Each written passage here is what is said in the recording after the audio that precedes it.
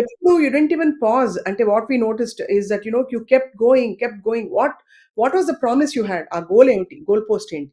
Goal అని నేనేం పెట్టుకోలేదు. నేను చాలా నాకెక్కడో ఒక తెలియని ఒక సాటిస్ఫాక్షన్. బికాజ్ మనం స్టార్ట్ చేసేటప్పుడు మన కెపాసిటీ అంత ఉండదు.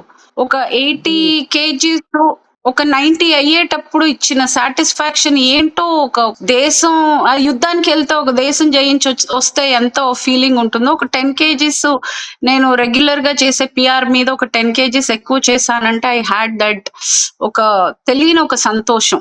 I use to come back like school నుంచి వచ్చేటప్పుడు మనం ఎలా ఆడుకుంటూ వస్తాం కదా, Yes, ఆ yes. ఫీలింగ్ ఉండేది. ఐ ఎంజాయ్డ్ ఆ 5 కేజీస్ ఆఫ్ ఇంక్రీజ్, ఆ 10 కేజీస్ ఆఫ్ ఇంక్రీజ్, అది దట్ గేవ్ మీ ఒక జాబ్ సాటిస్ఫాక్షన్. ఇప్పుడు ఏమైందనంటే ఆ సాటిస్ఫాక్షన్ ఇప్పుడు మెంటల్ గా నన్ను ఎంత స్ట్రాంగ్ చేసిందంటే I want the same kind of satisfaction when I come out of a cinema set. So నేను అంటే ఇప్పుడు వెబ్ మొండిగా అలాగే ముందు బాధపడుతూ కూర్చునేదాన్ని. నేను ఇప్పుడు మొండిగా చాలా నేను అడిగింది, నాకు నచ్చింది, నేనే చేయగలను అని ఫీల్ అయింది. నన్ను ఎత్తుక్కుని వచ్చినప్పుడు నేను చేస్తా.